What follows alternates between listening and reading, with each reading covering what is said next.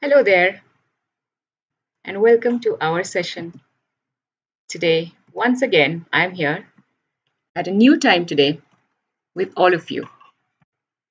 Good afternoon, and welcome to our session today. Here we go, another on life skills, building winning habits. I hope you are all here with me, and I'm just going to do a quick check that my sound is working and you're all able to hear me. Please let me know in the chat box if you are able to hear me. If you are not, then I will adjust my sound. So Vinita and Basant, hi there. Sorry, that's Aman there. Good to see you guys here. Welcome to the session. I hope you are able to hear me and see me clearly.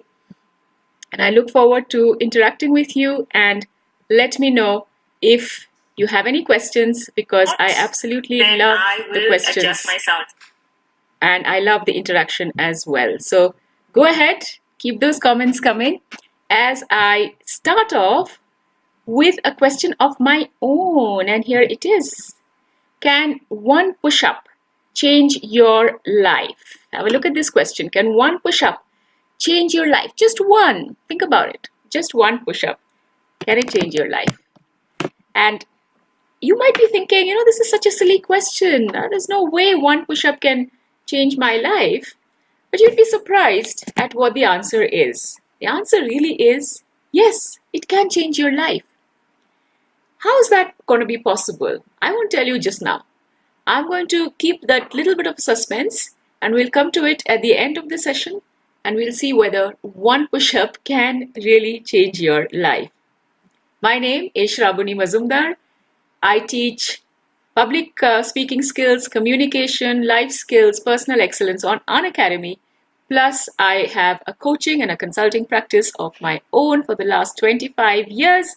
These are the kind of areas that I absolutely love talking about, especially this particular topic, how to build winning habits, how to build winning habits. I hope you also would like to know about this. Be here, keep listening, and see how can we build winning habits. Welcome to everybody who is joining in live, and to those of you who are going to watch it later on. I hope you have fun and learn something new, because life skills are those skills which they don't teach you in school, but which are essential nonetheless. This is a very famous person. I think everybody knows Michael Phelps, don't you? Even though he's retired now, you still know about him. He has one of the highest tallies of Olympic medals ever. He's won 28 Olympic medals. Can you believe that? Out of which 23 are gold medals. He's an amazing person. But Michael Phelps' story is very, very interesting and very inspiring as well. As a small child, his mom got him into swimming because Michael had a lot of energy and his mother didn't know what to do with that excess energy. How would he spend that? So she enrolled him into the local swimming school, and then he caught the eye of the coach, who realized that Michael's body structure was perfectly suited for competitive swimming. And he started to take more of an interest in Michael, started to train Michael, and gradually, of course, Michael started competing, and the rest is history. The interesting thing about Michael Phelps, though, is not this part of the story that I just told you. But if you do some research on Michael Phelps, you'll realize that Michael had a pretty set routine which he always used before any big competition. What routine is this? This is a picture from the last Olympics, the Beijing Olympics that he competed in. And Michael woke up at 4 o'clock in the morning that day, as he did on other days as well before a competition. He had one round of practice in the pool, and then he came back. He had his usual breakfast. Then he went around for his second round of practice in the pool, and so on. So his morning started exactly the same way that his mornings would always start on the day of a competition. Just before getting into the pool, Michael would put on his favorite music, and you see the picture has him listening to that music. He would put that on because that music helped to calm him down and to get him into the frame for competition. When the announcer would announce his name just at the beginning of the competition, Michael would get up on the podium, on the stepping block, and then he would get down again, and then he would get up again. And he would do this again every single time at the start of a competition. When Michael, on that day at the swimming finale of the Beijing Olympics, went into the water, he immediately realized something was wrong. There was some leak or some gap in his goggles, and as he started to swim, the water started to fill into his goggles. And this was a disaster. This is a competitive swimmer at the top of his game, but he can't see anything. As he's swimming, he has absolutely no idea how much further he has to go to reach the end of the pool and then turn. He doesn't know how the other competitors are doing. He doesn't know how many laps are left. He doesn't know anything at all because he can't see. But for any other swimmer, this would have been a disaster. For Michael, this was just another day at the pool. His trainer had anticipated that something like this could happen someday. So many years earlier, he had made Michael train in the dark without any lights within the pool. So this was again a habit now which kicked in for Michael, another routine which kicked in, and he just went on. It wasn't anything out of the ordinary. It was something that he had already experienced before. Through habit, through routine, he was able to estimate how many laps he had left, how many strokes he had to cover to get to the end of the pool. He did all of that. He could hear the crowd cheering. He didn't know whether they were cheering for him or for his competitors. All he thought was, okay, there is one more stroke left for me to get to the end of the pool. And he did this big stroke, and he reached out. And go ahead and have a look at the that particular episode on YouTube, and you'll see him just reaching out like this. And he touched the end of the pool. And he took off his goggles, and he looked at the scoreboard, and he saw his time, and next to his time, it said WR, world record. He had cracked his own record to create a new world record. This is the story of Michael Phelps, but also very importantly, a story of Michael Phelps's habits. And Michael Phelps's habits is what has made him so successful so far in life. This is one of the things that we tend to completely ignore in our life. We tend to forget the importance of routines as a set of actions that we get through every day, but we just do not realize how important these are to make us successful. Routines are something that we do day in, day out without thinking. These are patterns of behavior. You wake up in the morning, we brush our teeth, I have to have a cup of milk before I start doing anything, and then I wear the particular set of clothes and I sit down at my desk and I start to study. This is my routine. And then I'll have lots of other routines. On a Sunday I do this, on the middle of the week I do this. This is my routine. Before every exam I have a routine. I have a particular kind of breakfast, and then I sit down, and then I have a particular pen that I like. I have a routine. Routines are something that our brain creates as a shortcut so that we can get through the day without having to make an umpteen number of decisions all the time. Now, routines aren't good or bad in themselves. Routines are just routines, sets of behavior patterns that we go through in a day. They are not good or bad in themselves, but they can lead to good or bad outcomes.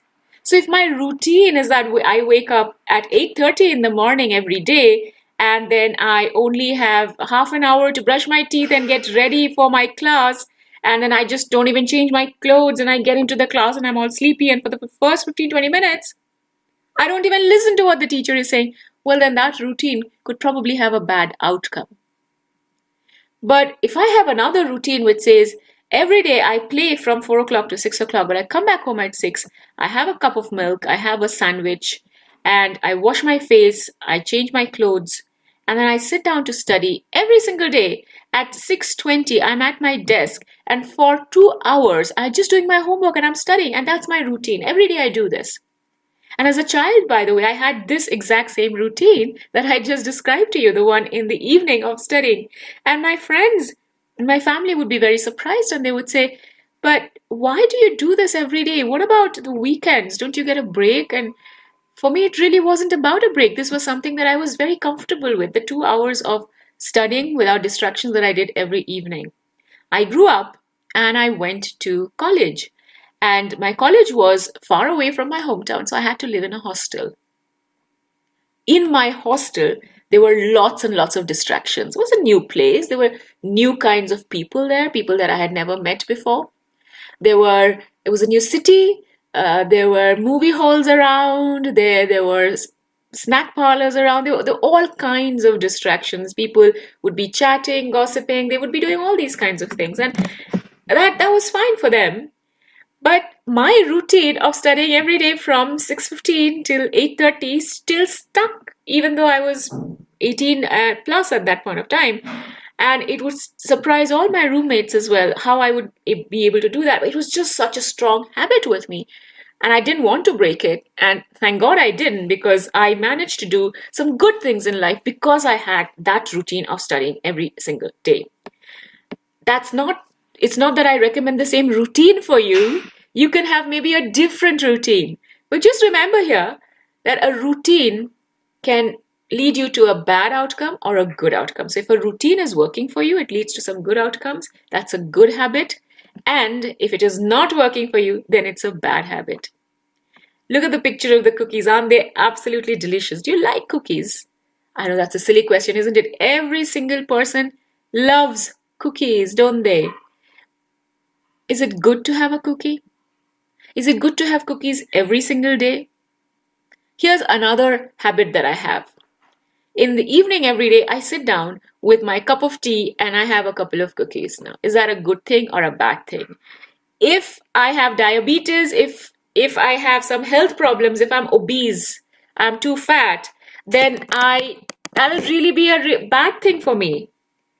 But if, as I am, I work out regularly and I don't have more than 1 or 2 cookies in a day, then it's absolutely fine, because that routine, that habit, where I sit down after a hard day's work and I sit with my cup of tea and my cookies and I start to relax, it really energizes me and it really kind of takes my mind and says, okay, now you finished your work and now it's time to relax. So for me, it's a good habit. But for somebody else who has health problems and who's not supposed to eat cookies, or who starts to eat just 1 but then it becomes 5 cookies, well, then it could actually be a bad habit. So by itself, a habit is neither good or bad, but you have to judge for yourself.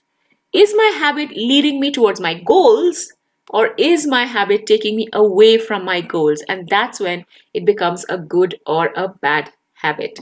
I hope you are enjoying the lesson so far. And if you have any questions or comments, please do put it in the chat box and I will be sure to respond to them if I am able to see it. So to change habits or to create new habits, we need to understand how habits get created, because sometimes a habit isn't working for us and we'd like to change it. If it's a bad habit like eating too many cookies or getting up too late or not exercising or watching too much TV, I might want to change that habit because it's not really working for me. It's taking me away from my goals. But it is very hard to change habits. You know that, and I know that. So let's first try to understand how habits get created, and then we will see how can we start to change the habits therefore. What is a habit? Like I said, it's just a routine. Why does our brain create these routines? Because our brain is an effort minimizing machine from primitive times. Our brain has always tried to conserve our energy because there wasn't a whole lot of food available, and primitive man would spend a lot of energy hunting and gathering food. So they would go out in the morning and they would be out the whole day walking, running, climbing rocks, climbing trees, just trying to get food for themselves and their family. And so the brain started to develop all of these habit creating, energy minimizing routines in our lives so that we can still conserve energy. Of course, now we don't need to because we have excess energy and we have access to such great nutrition. But our brain is hardwired to conserve energy. And so it starts to create these patterns. And how do these patterns and these habits work? Well, there is a very specific loop in which our habits work. There is a cue, there is a trigger, there is a routine, and there is a reward. And this works in every single habit all the time. Let me give you an example. At 3 o'clock every single day, one of my friends who works in an office says that she gets this uncontrollable craving to go to the cafeteria and have a piece of cake. There is a particular shop there which sells amazing chocolate cake, according to her. I've never tasted it. So she goes there and she has that piece of cake and she talks to a few people, sits there for a while, takes a little break, 20-25 minutes break, and then comes back to her workstation and starts to work again. Now see how this happened. It's become a habit with her. So the cue is that it's 3 o'clock in the afternoon. At that point of time, the routine or the habit is that I go to the cafeteria and I have a piece of chocolate cake. And the reward is that I feel really good and I feel energized. And when I come back to work, then I have a lot more energy. And so because I feel really good, I continue to do that, even though I know that eating chocolate cake every single day is really bad for me. Then my friend got to thinking, why is it that I'm doing that? And she realized that it's not the routine that attracts her, it's not the cake that attracts her, but it is something else altogether that attracts her. And this is again something that I'm going to answer for you in a little while. What is it that created this habit? What is it that actually attracts my friend? And the right answer is not that it's the chocolate cake. It is actually something different. And I'll come to that in a little while. I hope you're all with me so far and understanding that the cue is what kicks our brain into automatic mode and tells us which habit to use. The routine is the habit or the response, and the reward is what happens when we do something which tells our brain it's worth doing in the future once again. So a cue could be, it's Saturday evening, and every Saturday evening I need to have some outside food, junk food if you will. So every Saturday evening, I get my parents to order me a pizza or a burger or pasta because I love it and I'm not allowed it, any other day. And the reward is when I eat it, I feel so good. I enjoy it so much. I feel so good that my brain remembers this and says and reminds me around 7 o'clock every Saturday that this is the time for you to tell your parents to order because you want to eat the burger at 8:30.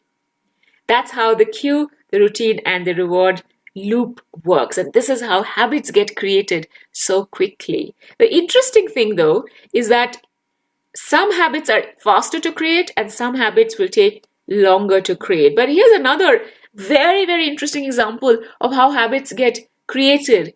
And you would all have heard about the toothpaste Pepsodent. Pepsodent has been around for many, many years.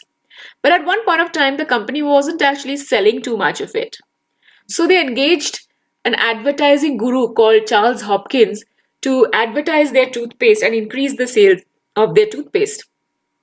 Charles Hopkins thought about it for a while. He did some research on dentists and dentistry and how tooth decay happens and what happens to our teeth. And he realized that on top of our teeth, there is a little film. And I want you to do this with me right now. Run your tongue, the tip of your tongue, over the top of your tooth. Like this. Can you feel a little coating? Can you feel a film on top of your tooth? I bet you can. All of us have it. Now, this film, this coating is not bad at all. It's our tooth's, it's our body's natural way of protecting our tooth. But when we brush our teeth, what happens right after the brushing? If you run your tongue over it, the film isn't there anymore. And that's when the film just goes away and you feel so fresh. Now, how did this all come about? When Charles Hopkins discovered this, he realized about this film, he thought of this brilliant marketing strategy and he started to advertise Pepsodent saying, when you brush your tooth with Pepsodent, you are not going to have a film on the top of your tooth. And now imagine this. The film is not bad at all. But people didn't know that. Until the time that Charles Hopkins put out this Pepsodent ad, They didn't even think about the film on their tooth. But the moment these ads came out, which says try Pepsodent's 2-second beauty test, you see that on the left hand side of your screen, and you see the lady with the tongue. Everybody did that. Oh my God, I have a film on my tooth. Oh yeah, you always had it. Oh, but I have a film, and that must be really bad. And the advertising further goes on to say, well, you brush your teeth for a while and it's a beauty treatment. So at that point of time, toothpaste was not about gum decay or tooth decay. It was, he hit upon this brilliant idea of actually creating a beauty routine out of this. Now, bear with me further and see how this now starts to become a habit. Till that point of time, Americans were not actually using a lot of toothpaste. They just wouldn't brush their teeth as much. It wasn't as much of a habit as it is now with us. This was probably in the 1920s or so, and not as much as us. Believe me, now it's difficult for you to think about it because brushing our teeth in the morning and at night is such an ingrained habit. But at that point, it wasn't.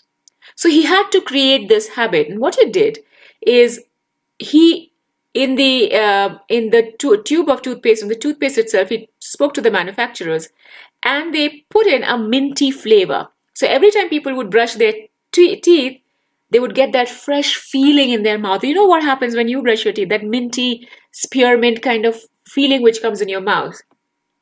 And people started craving that feeling. So again, going back to the cue routine and the reward, the cue is run your tongue. There's a film over my teeth. In the morning, there would always be a film over your teeth because you've had 8 to 10 hours without brushing. That's the cue. The routine is I brush my teeth, and the reward is I get this amazingly fresh feeling in my mouth.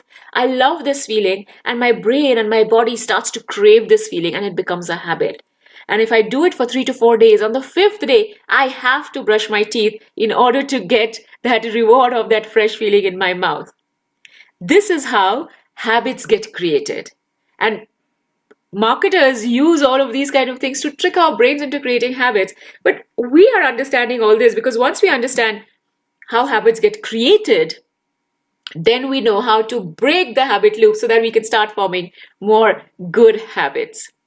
So if you start thinking about New Year resolutions, because it's still January, I know we only have 1 day or 2 days of January left, but it is still January, and this year maybe not so much, but every single year in January, many people make New Year resolutions. And they say, I'll start going to the gym more often, I'll do more social work, I'll spend more time with my family, I eat less junk food. They make all these kinds of New Year resolutions. And you know for a fact that most of these don't stick, they fail. Most attempts at habit change fail. And they fail because it is really hard to change bad habits. Good habits take maybe about 25 days to form. A bad habit takes just 3 days to form. If you have a piece of cake after dinner for 3 days, you are going to crave that piece of cake after dinner on the 4th day. If you go to the gym for 3 days, on the 4th or the 5th day, you may not really feel like going to the gym. You might need to go to the gym for 2 to 3 weeks for it to start becoming a habit. And some studies say 45 days to form a good habit. But bad habits form much faster and much, much harder to change bad habits because of various reasons. One reason is that we aim too high. We aim too high when we start to change our bad habits. We think about getting fit, and our goal is to become Salman Khan. Well, that's not a realistic goal in the first few days of going to the gym. So when you go to the gym for 4 or 5 days and you don't see this big improvement in your body, you give up because it's just so hard. Nothing is happening. Big goals is one of the basic reasons why changing bad habits is so difficult. Another reason why changing bad habits is very difficult is that we don't change our environment. I have a huge craving for potato chips. Salty potato chips. And I know that if I have potato chips in the house, you will not believe me. They are these special kind of potato chips. The moment they come into my house, they might be in a cupboard, but they start to talk to me and they call me and they say, Shraboni, come and eat us. Come and eat us. We are delicious and we are salty and we are crispy. And I can't resist them. I will eat them. So I've realized the only way that I can break this bad habit of mine is to not buy potato chips and keep it in the house. Because if it's in the house, I will eat them. But if they're not in the house, I don't eat them. So another reason why most people fail at changing their bad habits is that they don't change their environment. The environment is anything around us which creates and enables our bad habits. If I have a really comfy couch in front of my TV, I'm not going to be able to break my bad habit of binging on Netflix because it's very comfortable to sit there. Only when I replace that comfortable sofa with a straight chair, which is very uncomfortable, will I be able to break my bad habit. That's the second reason. The third reason why it's so difficult to break bad habits is because what I just said. What did I just say? Because it's so hard. So we keep telling ourselves it's going to be really hard to break this bad habit of mine of just lying down right after dinner and playing a video game for 2 hours with my friends. It's going to be so hard to break this habit. So our brain keeps telling us it's really hard, it's really hard, it's really hard to break a bad habit. And we keep thinking, oh, it's going to be so hard to do this. It's going to be so hard to do this that we don't even start doing it. That's why it's so important to keep rewiring your brain as you rewire your environment and as you start to rewire your routines in order to be able to break your bad habits. Welcome to everybody who has just joined the session. I see a nice message from Saksham. Good afternoon, Saksham. Glad to see you here. Everybody who's watching and who's here right now, please keep writing in any kinds of comments and questions in the chat box. I would love to be able to answer any questions on habit formation as we go along in this session. So how do we actually form good habits? Because that's what we want to do. We want to build winning habits. How do we build winning habits? A few things that we can do. And I've grouped them into resize, routine, and repetition. These are the three things that we have to do. But let's start talking about the push-up, that one push-up, whether it can change your life or not. I'm still not giving the answer right now. We'll do a little exercise and then I'll give you the answer. Have a look at all these toffees. Aren't these delicious? Right after lunch, I show you all these toffees and I ask you, imagine a little girl who's holding all these toffees in her hand. She loves her toffees. She's having them in her hand. And she is going to start to eat them. And you want some of those toffees. How are you going to convince this little girl to give you some of her toffees? What are you going to do? Think about it. How can you convince this little girl to give you some of her toffees? It's not going to be easy. Children love their toffees. I'm sure you do as well. Take a minute and think about how you will convince her to give you some of her toffees. There are various things that you can do. You can tell her that if she gives you some toffees, you will then, give her another toy. You can do all kinds of things. You can maybe bribe her a little bit. And you can maybe tell her about all the health benefits of not eating toffees. The toffees will rot your tooth if you eat too many of them. You will spoil your dinner. You can do all of those kind of things as well. Because you want her to give you all her toffees. Now, giving up all her toffees is going to be so hard for this little girl. But is there an easier way of getting toffees from her? An easier way of getting a toffee from a little girl would be to just ask for one toffee rather than all the toffees. It's much easier for her to give you one toffee if she has 10 rather than give you all 10. And this is where I come back to, can one push-up change your life? Yes, it absolutely can. Remember the first thing I said about why habit change is so hard is because we set these big goals. Well, I'm going to show you a new technique which is called the tiny habits technique. We resize our habits so that we can achieve them realistically. We can achieve the change realistically. This is a story about a person who wanted to become more fit. And he thought that, one way of getting fit is to start doing more physical exercise, specifically push-ups, because push-ups are a whole body exercise. But he was very sensible and he knew that to start to do 10 push-ups or 20 push-ups at a time was going to be very, very hard. He hit upon an idea. He said, I'm going to start with just 2 push-ups. Just two. 2 push-ups, anybody can do 2 push-ups, right? I'm sure you can as well. 2 push-ups. Every time I go to the toilet, I'll come out and I'll do 2 push-ups and I'll get back to my work. So he did that. Every time he would go to the toilet, he would come out, he would do 2 push-ups, and then he would go back to his work. Obviously, in a day, he was going to the toilet more than maybe 4, 5, 6, 7 times. So he ended up doing quite a number of push-ups that day. He continued this for a while, and after about a week or 8, 9 days, he'd got very used to this and it had become a habit.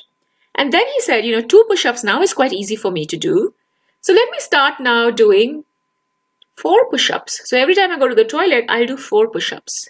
Now remember that he is not increasing from 0 to 4. He is going from 2 to 4, which is much easier to do. So he would do that now. So he continued this for about the next 10 days. After 10 days, the 4 push-ups became very easy for him. 4 push-ups, yeah, okay, that's great. So it's very easy. So he said, okay, now every time I go to the toilet, I'm going to come out and try for 7 or 8 push-ups. And he started to do that and he was quite successful. So he continued to do this. He would do the 7 or 8 push-ups for 10 to 12 days. When that became a habit, he then increased it even more. So finally he got to his goal, which was to do 20 push-ups at a time. And because he was doing more push-ups, it encouraged him to go out to the gym and do other kinds of exercise, because doing the push-ups gave him confidence that he could actually do much more physical exercise than he was used to. But you see, this person was very, very clever. He realized that the only way that the habit loop can break is if we have a cue, and then we are also able to make that habit change very tiny. So this is called tiny habits, or it's called atomic habits. We take the big habit change that we want and we just break it down into smaller and smaller and smaller parts till the time it's so small that anybody can do it. You wake up at 8 o'clock every day, but you want to start waking up at 6:30 in the morning because you may want to study in the morning or you may want to go for a run in the morning. If you are used to waking up at 8 o'clock in the morning, it's going to be so hard for you to wake up every day at 6:30. You might do it the first day with the alarm, but the second day, you'll just push the snooze and then you are not going to get up out of bed. But if you tell yourself, from tomorrow, I'm going to wake up at 7:50. Do you think that's achievable? Do you think that's doable? And I bet all of you are answering, yes, absolutely. I wake up at 8 anyway, so 7:50 is not such a big deal. I can absolutely wake up at 7:50. Just a 10-minute change.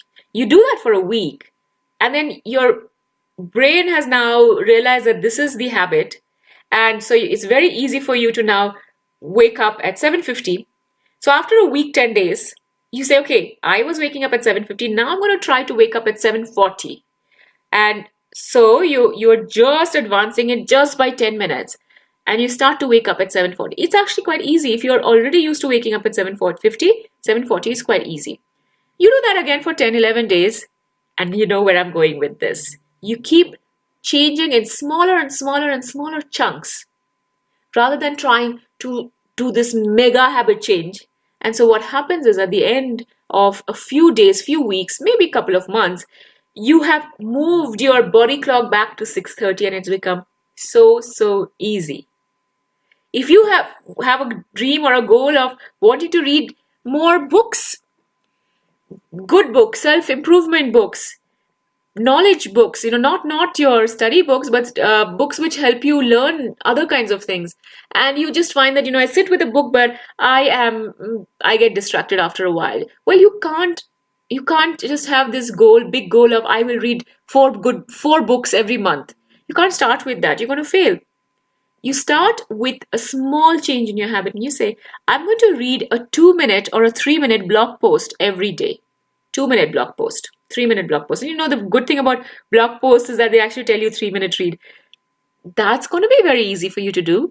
And you do this for a couple of weeks and that becomes a habit, and then you can move on to reading 1 page of the newspaper every day. And so you gradually build up to reading a book. When you get up to reading 1 book, you can move up to reading 2 books and so on. Tiny habits works very, very, very well indeed. Do try it out. Very important to do. So the other thing that I told you in the example that I just gave you of the person who was practicing the push-ups, do you remember how he would do it or when he would do it? If you remember, he would go to the toilet, and every time he came out of the toilet, he would do the 2 push-ups. So in order for the habit change to happen, you also need a cue. And the cue means the action or the time or the reminder that you now need to start doing this new thing that you're trying to do, the new habit that you're trying to inculcate in yourself. For example, a cue could be that every day after I have dinner, I will go down for a 5-minute walk, 10-minute walk, whatever it is. Every day when I wake up, I will do this. Every time that I have let me just think through this. Yeah.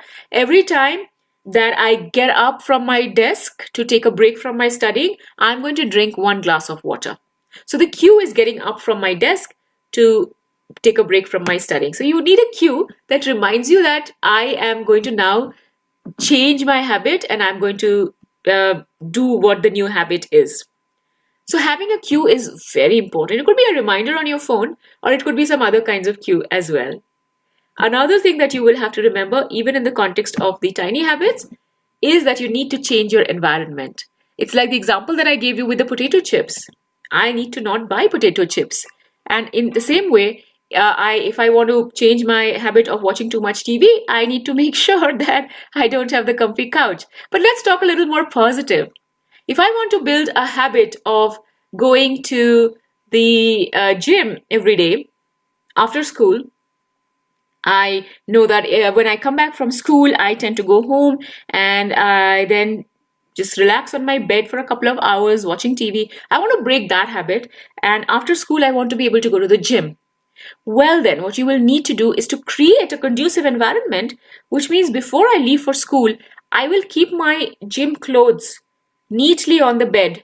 So the moment I come in from school, I see them all out there, and my gym bag is ready, my shoes are ready sitting there. All of these things remind me that I need to get to the gym, and it just makes it so much easier to go to the gym because I'm already tired after school. And if I have to then pack my bag and put my water bottle in and the clean towel in, oh, that's just too much effort. But if I do all of that before leaving for school, all I need to do once I come back is to change into my clothes which are already laid out and go to the gym. So I'm creating a more conducive environment to be able to make that habit change successful. So far what I've said is resize. Don't think too big. In this case, in the case of habit change, don't think too big. Think small. Create tiny habits. And in order for tiny habits to be successful, you need to have a cue, something that reminds you to do that new thing that you want to do. And thirdly, you need to change your environment so that it's easier to break out of the bad habit routines and easier to fall into the good habit routines. So that's what we've talked about so far. But a couple of other things is that if we want to change our habit, we need to change our routine. You remember my friend who used to go to the cafeteria to have a piece of cake?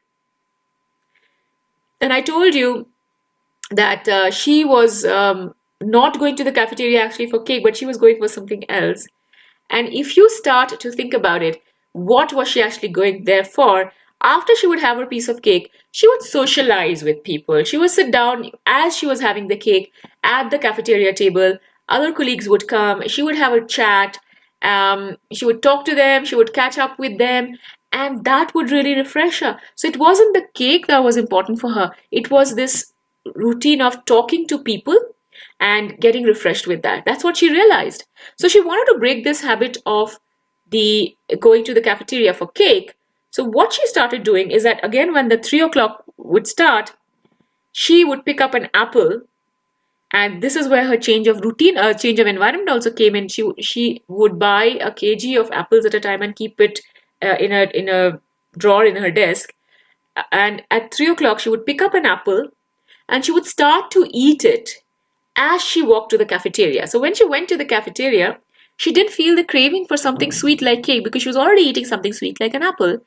But she would still go and talk to her friends while eating the apple, and they would be sitting at the table having their tea or whatever else. and she would start to eat her apple and talk to them, she would get the same benefit. So the reward still remains the same. The reward for her was this refreshing break that she was having, but she changed her routine. She just replaced the cake with an apple. So whenever you are trying to create a new habit or break an old habit, you must break that old habit by replacing it with a different routine. If you have a bad habit of chewing your nails like this, and you're telling yourself, I need to stop this bad habit, it's not going to stop just like that. You have to think about what is the cue. When do I start chewing my nails? Well, I chew my nails when I'm stressed, okay? So the stress will not go away. The cue is not going to go away. So when I'm stressed, I chew my nails, and then that distracts me. It helps me feel better. So the reward is it helps me feel better. Stress, the routine is chewing the nails. Reward is helps make me feel better. The cue is still there. The reward is still the same. I just change the routine. I keep some sugar-free gum with me. Whenever I feel stressed and I feel like chewing my nails, I pop in a little piece of gum and I start to chew that. And if I'm chewing gum, I'm not going to be able to chew my nails. Rather than telling myself just to stop doing something, I replace it with something else. I have a huge craving to eat something sweet after every time I have lunch. What I've done is, rather than eat something sweet, which is really bad for me, I have created a new routine where I go for a 5-minute walk around the big corridor outside my flat. And it's a beautiful corridor, and there's sunlight and there are flowers there. And I just walk there and I feel so good. I breathe in some fresh air. I look at the flowers. I enjoy the sunlight. And after about 5 to 10 minutes of doing that, my sugar craving just utterly disappears. So I trick my brain and I trick my body by doing something different. It's like with children. When they start creating a tantrum, I want this toy, I want this toy, I want this toy at a toy store.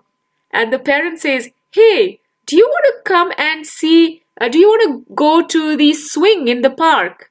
And the child says, yeah, I want to go to the swing. So you just distract the child from wanting the toy into playing with the swing. And you're just doing the same thing with your mind. It wants something. You replace it with something else. So replace the routine. That's the second big habit change advice or tip that I have for you. The third thing is repetition. You have to do the new habit over and over again. Without doing this over and over again, this is not going to be successful. There is a story about a photography professor. A new class joined in the first semester, and the professor decided to try an experiment. He split the entire class up into 2 batches, and he gave each batch different sets of instructions. To the first batch, he said, I want you to click as many photographs as possible, and at the end of the term, submit the one that you think is the best.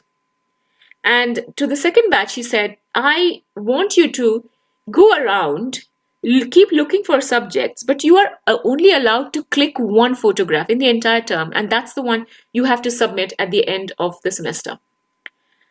And he found at the end of the semester that the first batch, which had the freedom to click as many as possible and submit the best one out of it, consistently submitted a better photograph than the students in the second batch who are allowed to go around and look for subjects but only allowed to click one photograph in the entire term of 3 months. And the reason being is that the second batch was so scared of messing up their opportunity. I like something, it looks like a good subject for photographs, but what if I like something better next time? That they wouldn't take the photos, and so they ended up taking really bad photos at the end of the day. The first batch were absolutely okay because they knew they could make mistakes.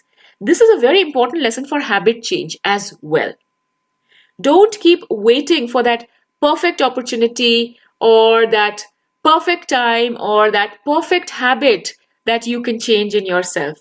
You need to keep trying many, many different kinds of things. Keep trying. And you try to go to the gym, it doesn't work well, don't give up. Just try walking around.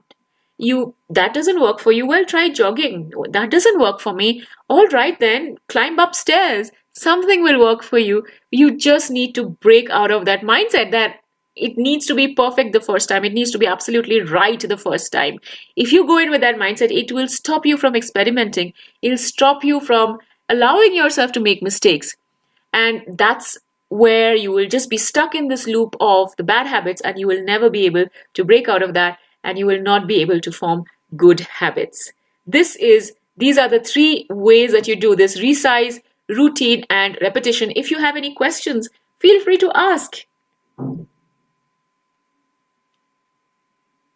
Those of you in the live class, you can write in the chat box. Those of you who are watching, you can also write in the chat box, and I'll have a look at those comments later on, and I will get back to you with some wisdom on how to build winning habits. Now, you might start wondering, what are some winning habits that I would like to build in myself? And there's no right answer for this, really. Some habits will work for you and some habits will not work for you.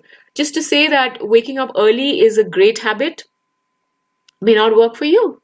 You might be somebody who is very productive late at night. So I would suggest, don't try to build in habits that you think other people think you should have. You need to make that very reasoned judgment about what are the things which are not working for me, which are therefore my bad habits, and what are the things which could work for me, which could be habits worth investing in. A few things that you can start looking for: well, do a search on Google, find out what are some of the good habits of people who have been successful. Read some books on building successful habits. What are some habits which make you successful? But from there also, pick and choose which ones you think are going to work for you and which you think may not work for you. Once you've identified these are the kind of habits that I want to build in myself, then you can start to use all the knowledge that I've shared with you today to start to build those good habits. Hi there, Pradeep. Good to see you here. Any questions or comments, please do keep writing them in about habit change, and I'll be happy to answer them.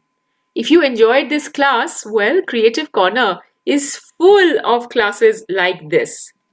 There is Book Lovers Corner, there is the Vedic Maths, Coding, Negotiation, Financial Literacy, Chess, Doodling, Storytelling, all kinds of things. And if you use my referral code, which is there in the link in the descriptions below this video, you will also get a 10% discount on the Unacademy app. I would love for you to share your experience of some bad habit that you changed in yourself. I would really love to hear that. What did you do to change that bad habit in yourself? What was that bad habit? Create a video, 2 to 3 minutes, 4 minutes, 5 minutes, not more than that. A short video is absolutely fine. Upload it on the YouTube channel Creative Corner by Unacademy, and your video entry might get selected as a star creator, and then it'll be featured on the channel as well, and I would really love to see that. So the link to upload your videos is also in the descriptions below. Click on that, upload your video, look forward to seeing that. And this is what I said the video has to be on: your experience of changing a bad habit. How did you change a bad habit? How did you create a good habit? Do send in a video with this. So the form link is there. Like I said, the January Carnival, every day, 4 o'clock to 5 o'clock, 5 o'clock to 6 o'clock, amazing classes on Creative Corner, all kinds of different subjects which are there. Do check those out. They're all free for everybody. The Telegram group is also live. The link for the Telegram group is also in the description. If you join the Telegram group, you can ask questions, you can give feedback and suggestions, you can receive updates on new courses and everything else directly on the Telegram group. So that's a fun place to be as well. On 31st of January, from 9 a.m. onwards, there is a very special event. It's called Time Out 2021. And you're going to learn creative thinking and problem solving from amazing educators. There are so many sessions: 9 o'clock, 10 o'clock, 11 o'clock. It just goes on. All kinds of different interesting sessions. They're all there on the screen right in front of you. Feel free to check these out. These are all free. This timeout sessions which are there. Attend all of these. These are all free sessions. 31st of January, It's a Sunday. You have a free day. No excuse not to join. I hope you enjoyed this session. Remember, habit creation is a work in progress. Personal development, self development is always a work in progress. Never give up. Start at zero, work your way up. Some days you might feel, oh, I'm at 60% today. Some days you might feel very proud of the habit changes you made. 90%. Some days, only 30%. Never give up. You are never going to be 100% perfect. None of us are. That's the way human beings are. That's a fact of life. But we can keep working towards progress and not perfection. Progress and not perfection. And that's how habit changes will be as well. Today, we talked about what habits are and how important habits are to lead us to success. The whole Michael Phelps story was about the importance of creating these good habits so that whenever we are in stressful situations, difficult situations, our habits just take over and guide us towards our goals. We then talked about what habits really are. Then we went on to talk about good habits and bad habits. And then finally, we spent a lot of time on how do we create good habits. We says, well, precise. You need to make them tiny atomic changes so that they are possible for you to do. You need to also then change the routine. And at the very end, you need to keep repeating it till you become 100% successful. I hope you enjoyed this session today. Any questions and comments, please do write them into the chat box and I'll be happy to answer them from you. Till next time, it's bye-bye from my side. Thank you very much.